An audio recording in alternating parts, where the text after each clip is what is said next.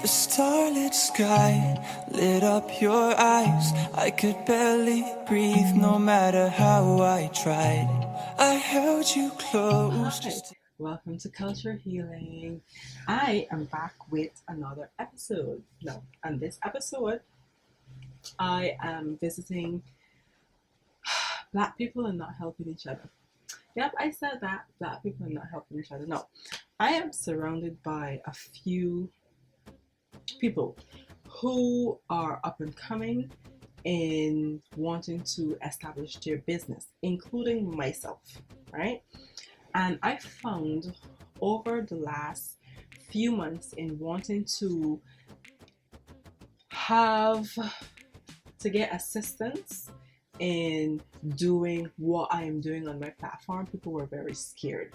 Some people did not want to put themselves out there, which I understand, because some of the subjects that I will be discussing and am discussing is going to bring a lot of backlash, which I am prepared for. But these people have their families. We don't know what they may do in their future, so they don't want that heaviness to come back to them. I get it. It's understandable.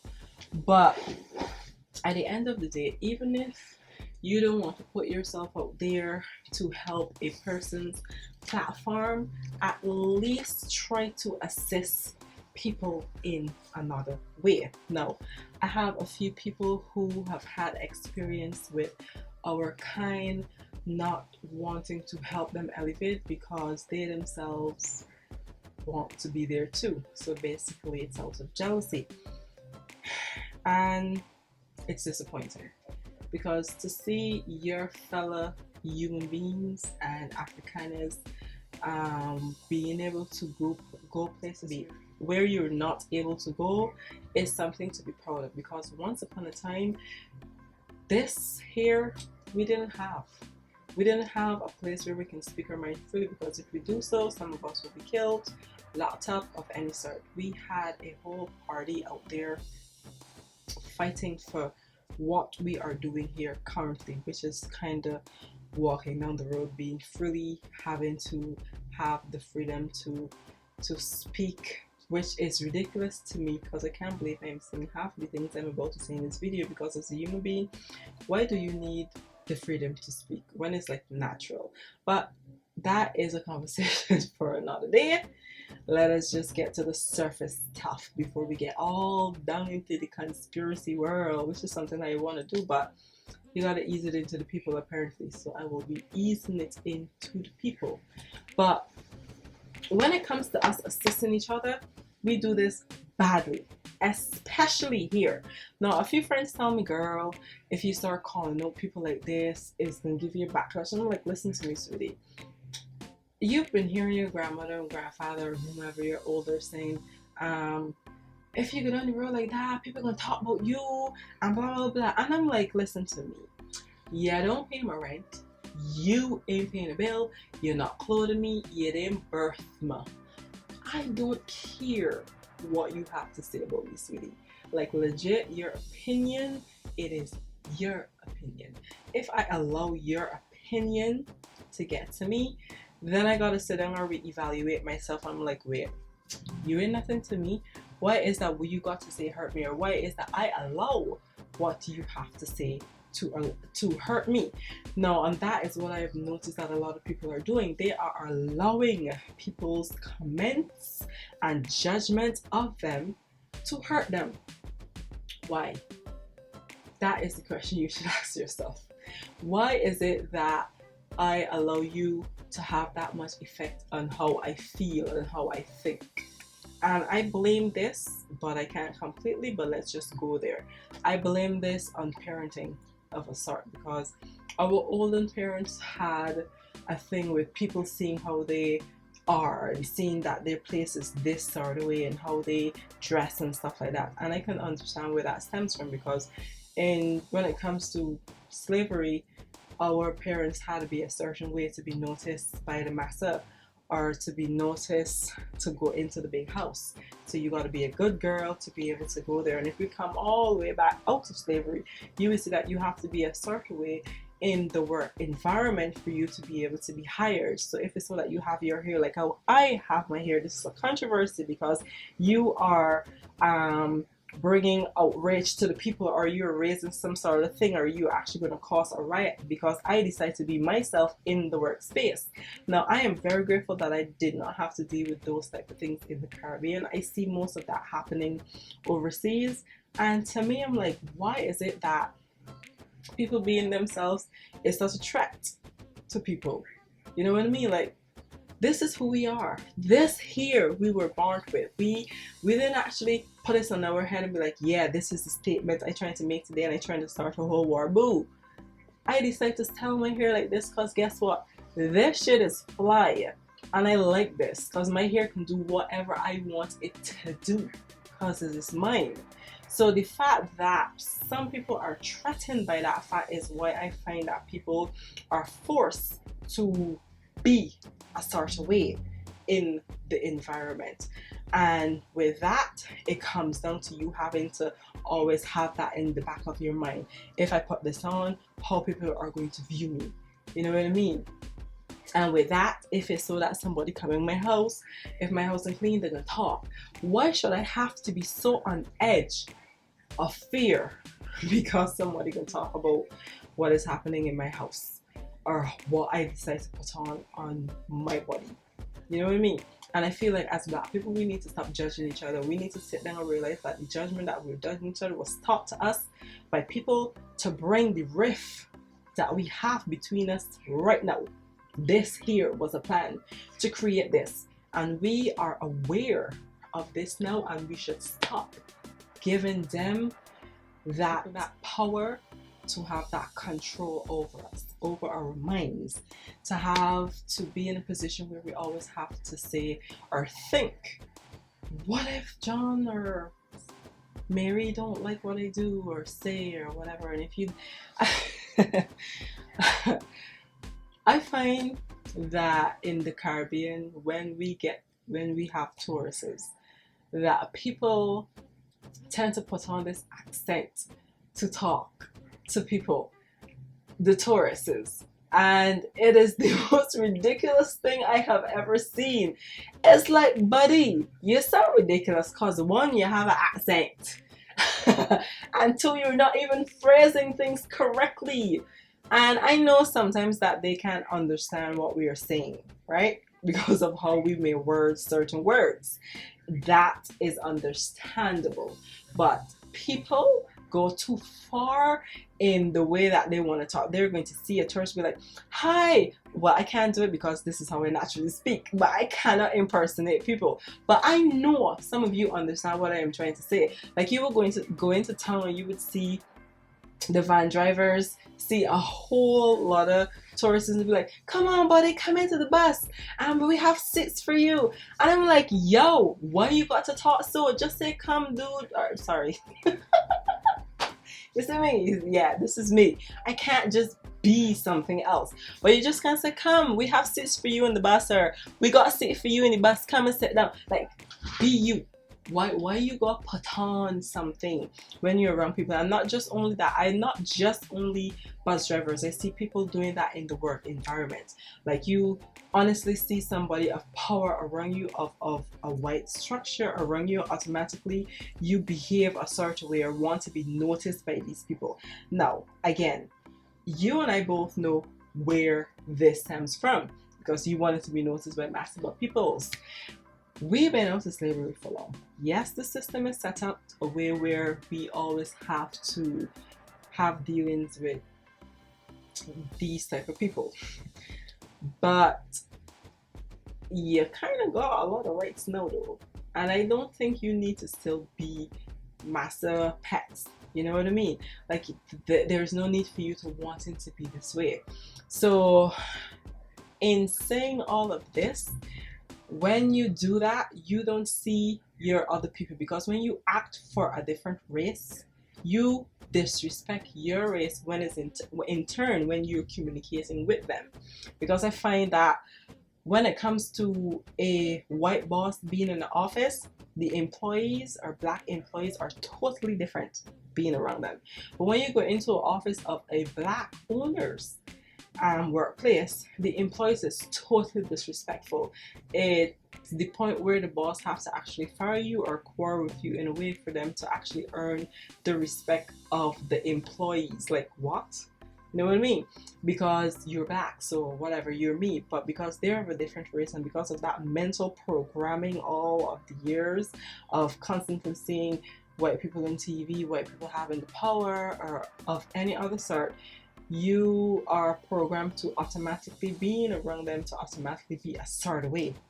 So it's years and years of programming to be that attitude. I, for one, years ago, used to do this, but I caught myself early. I'm like, what's that? What is this you doing, girl? This ain't you. This is not you. So I cut it out quick. Understand? Like, hella quick. Because I'm like, you speak in the same language I speak in, so let me just talk. Like that type of interaction. I've had employees who were white, and I was myself. I didn't feel the need to want to be any other person. And I respect them for actually respecting me for being who I am. So I know that there are people who don't have that same experience with white employees. So I understand that they have to put on a certain persona. But when you do that, you look like a punk in their eyes. People can see through you. They're not stupid. Understand?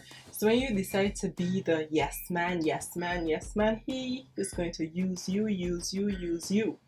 Because that's who you are. You want to get promoted. You want to be noticed.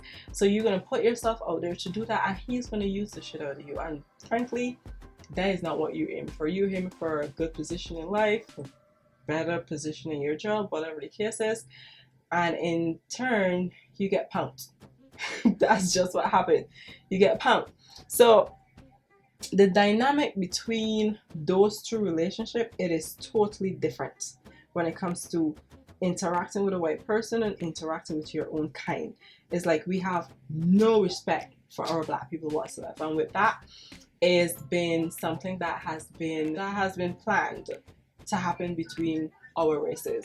If you realize that we have a lot of colorism in our races, where the clear-skinned version of us is being put in a better position. You and I will go into an office, one is clearer than I am, and she's going to get noticed because she is clearer or closer to their kind instead of myself. So I understand, as I said, keep saying I understand where that lies. But for me now, when you disown your own people because of programming that you are now aware of, and then intentionally continue to carry on that programming, it is unfair. It is extremely unfair and intentional, boo, because you're conscious of it and you're conscious of your action. I see that a lot amongst women, but we can get to that topic another day, because that's a whole other spectrum, boo. But when it comes down to really and truly supporting each other and elevating each other, we are crabs in a bucket. Nobody ain't allowing nobody to go nowhere because I don't want you to be higher than me. Let me break this down, boo. Let me have a conversation right now. You do realize that if you help your brothers or sisters to elevate, your brothers and sisters are going to help you elevate. We're not talking about the little sellouts. Understand? We're not talking about those. We're talking about the people who you know is actually going to help you. It does not take anything from you to help your people. It does not take anything from you to promote somebody. It does not take anything from you to say, hey, you want some help with this? Let me help you because I see you trying to do your thing and I admire you trying to be your own entrepreneur. Like, it does not take. And if it's so that you're in a position where you could be like, where you can actually assist a person, they reach out to say, yo, I got this really brilliant plan to do this and I would love your help. And you actually see that this person came up with an entire plan to do this. Like, open your door, help that person to build their family. And that is going to repay you 10 timefold. Even if you're not looking for the repayment, boo, it's going to repay you 10 timefold, not just from that person, but from the universe. Because what good you give, returns to you. So people that are in higher position to assist their own kind, extend your hand to them and say, here, I fought my way up here. I did not have the platform that you have in terms of being helped, and I want to help you because I know what it is like to fight my way to come up to the top. So let me help you come up to the top, and once I give you help, you do what you have to do from there. It is all in assistance. Let me give you some examples of it. I have a friend who is doing her business right now, and she is offering to do a certain thing for these people, and it costs them nothing. They all ghost her, completely ghost her. And I'm like, when she wasn't being this grown entrepreneur that she is becoming, they loved her because they loved the personality that she had before. But the fact that she's growing up and she want to become a woman and become a businesswoman of her own, and she have amazing ideas to do these things, none of them want to assist her. But the moment that she decided to revert back to her old self, everybody come out to the woodwork. It's like, where were you when I was trying to become something? Why is when I don't want to become something or behaving like that person that don't want to become something, you all in my face, but when I actually trying to uplift myself or uplift my family, you're nowhere to be found. It's like, what is that? Stop doing that to your people, man. This is the reason why a lot of us are so poor and so defensive when it comes to trusting people. It's not hard trusting people out there. Like, I had some ideas for some stuff and I went to some people and they stole it. I trust people too much. My family tell me not to, but I decided, you know what? I trust them. Let's do this. And they stole that shit. So it's like, you don't know when you steal people's shit, right? The universe is there and they'll see you and it's gonna come back. I just putting that out there. Boo. Understand, you hurt a whole person for selfish gain, which that gain is not gonna last too long. Understand that a fact. So helping your kind does not take too much from you. And I find, especially in Barbados, and I know a lot of you ain't gonna want to hear this, but boo, it's the truth, and I know a lot of people are gonna agree with this. When it comes to Bajan helping their own, they don't forward them. You gotta actually be of status or somebody up there who, let's say one of these singers over here actually repost you and say, yo, go check out this girl, then you're gonna see a pack full of Bajan. So on the pressure, but okay, yeah.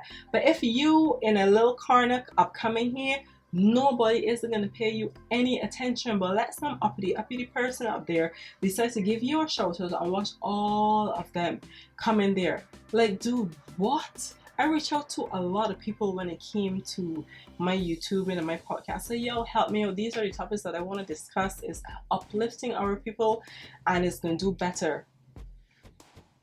According to the Africans, they're nowhere to be found. Everybody disappear. Every single body disappeared, and it's not the fact that I had bad relationships with them or nothing. So the men just in support. Like, I would release my videos and, you know, like ask for some shoutouts or whatever. It's like 4 people would repost my videos or even decide to watch it.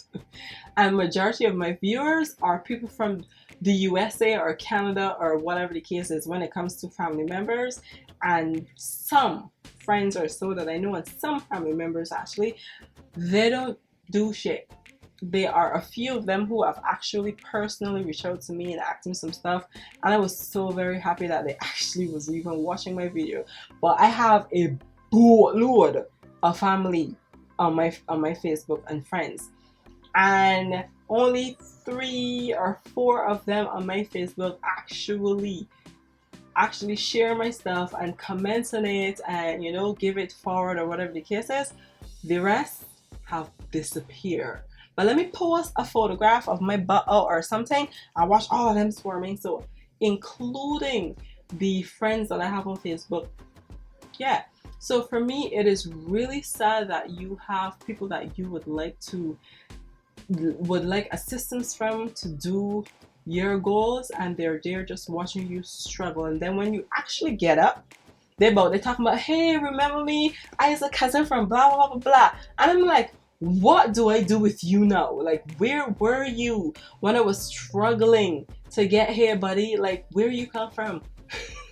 That's my question. Where you come from? Why you no messaging me? What happened to Basso when I needed you to be like, yo, check out my cousin, she doing this? Like, I see you doing nice, but then all of a sudden you want to be my friend. But then when you don't be their friend, they're like, oh, she think because she gone up there, she's all of that. Like, where that come from? Who invented that statement? I find that is the most insecure statement that has ever existed. The fact that you can put your insecurity into that low phrase is insulting to yourself. Ain't doing nobody any good. Ain't even doing you any good. Where were you, boo, when I needed the assistance? When I needed you to be like and subscribe to my cousin's channel or whatever. So that people, it coming to the time that we all need each other. We're in a position where we're being pushed in a corner because we decide to not want to do things the system wanted us to do.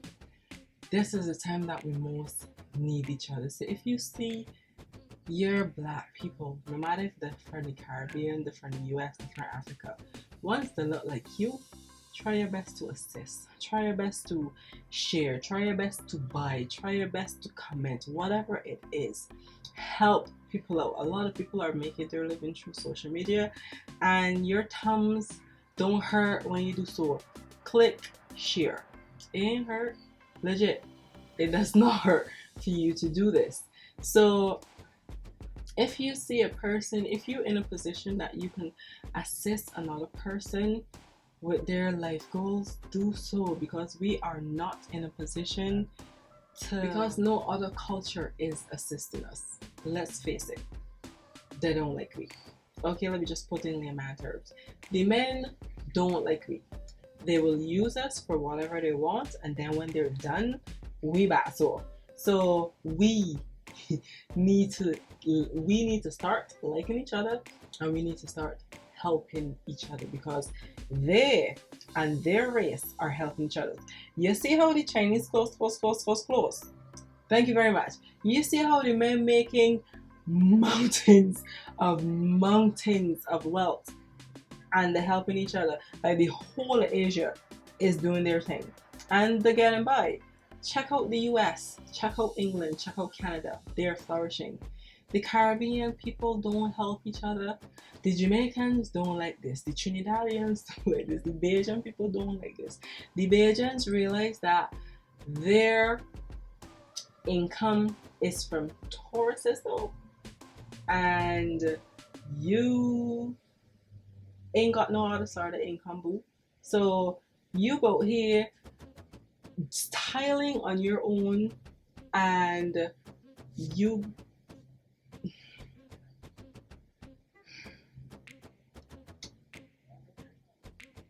I can't even. Right. And the Bajans don't like a lot of people. I am a Guyanese, and the men did not like me, period. Why? Because their grandmama didn't like somebody. Why? Because somebody sleep with somebody. I'm like, I didn't sleep with nobody though, but I do your family nothing. Why you don't like me because I am a Guyanese? Does that make any sense? Literally, there was this guy I was playing a game with, legit, a few months back. It's Ludo. I was playing a game with Ludo. Now, this guy and I went to school. Yeah, I'm about to talk about you though. This guy and I went to school together, and he invited me to play Ludo. So I went and I played Ludo, and I then hit home a girl. I passed you because I want to go to where I want to go to. So you know that this boy talk about what kind of dumb rascal Guyanese playing about here. I screenshot it. I can post it there. And I was like, you real disrespectful for a game though? No, he ain't disrespectful for a game. He just wanted to say that to me. That was all it was. He just wanted to say and be disrespectful. No, he is 30 something years old. Are you trying to tell me that you are a grown man that know different about certain things? Are you going to stoop to that level to curse somebody else about their nationality? What kind of crap is that, big man? And I've encountered a lot of that living here. And when you really ask the men why you don't like me, they do not have an actual explanation. This is where you just get, oh, because one of us come down here and steal we jobs. How you gonna steal a job? Y'all ain't doing the job in the first place, big man. How people steal your job? Y'all let's come down here and be illegal. Let me let you in a little science, right? Before Barbados become so, when I used to come down at Widow.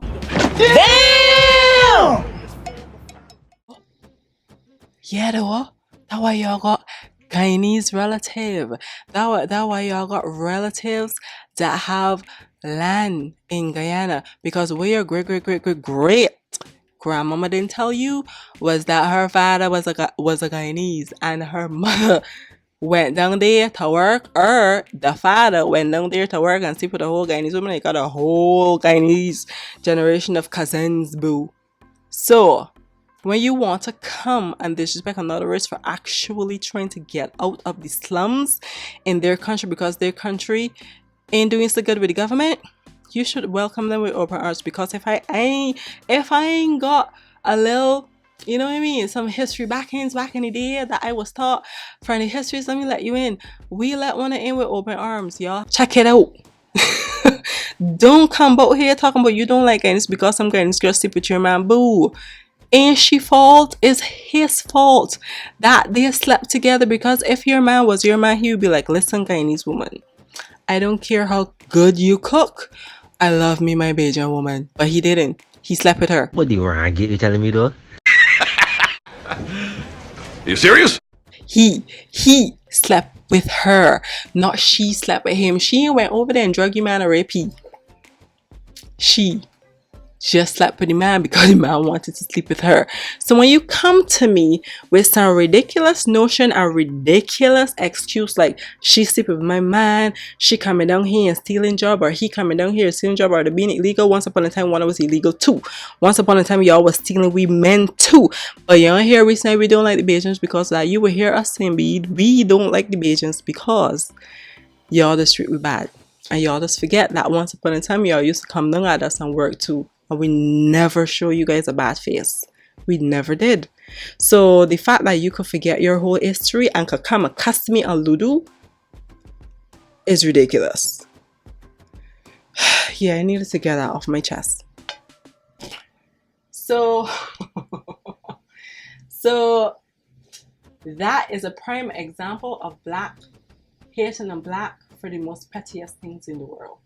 Like, we don't have time for that. We had a whole race, big man, enslave your generation of people, program the shit out of us, built schools to program your children, put your men in jail for the stupidest things in the world, freaking put vaccines in your children with diseases so they can actually be sick, to feed big pharma, hide information about your culture from people. You don't even know who you are, and you don't even have a nationality, and you both here quarreling with a whole girl that come down here as a child because she is of a nationality from a different country, but you actually don't know this girl personally to say that you don't like her.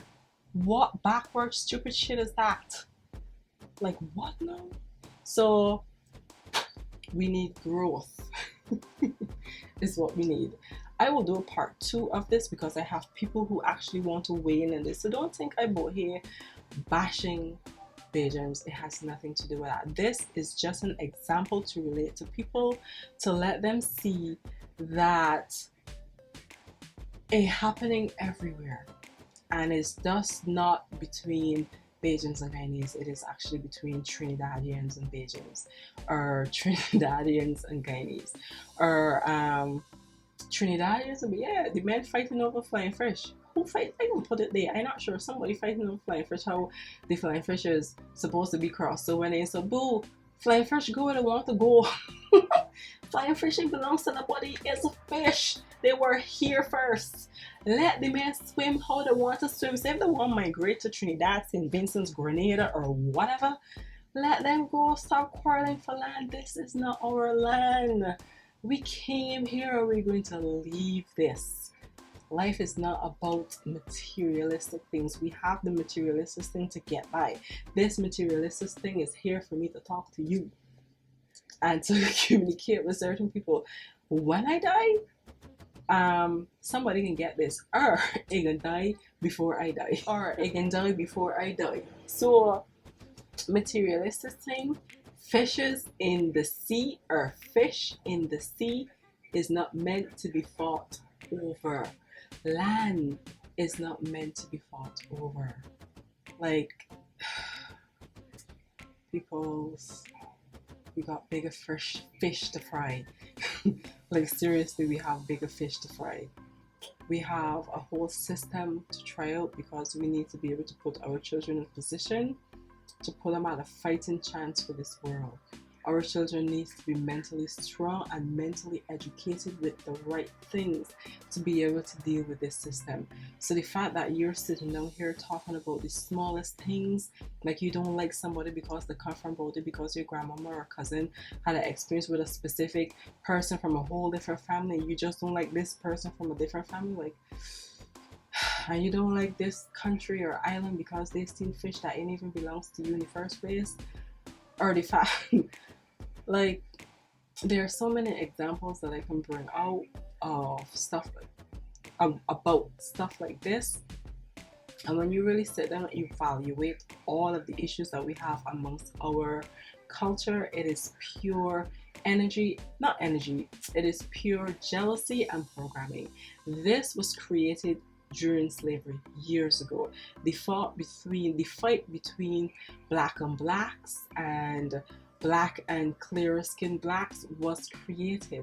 There is a whole book about it, and I will find that and I will post it there so you can see that this is not just you sitting here hating on me because I'm from somewhere else. This was because there was a fight saying that if it's so that I pin this person against this person, this is going to be a war between them for years, which means that it's going to break up the black togetherness, which is what we need to regain right now. So help each other out. We need each other right now. So thank you for watching. I will do a part 2 of this video, as I said, with a whole interview.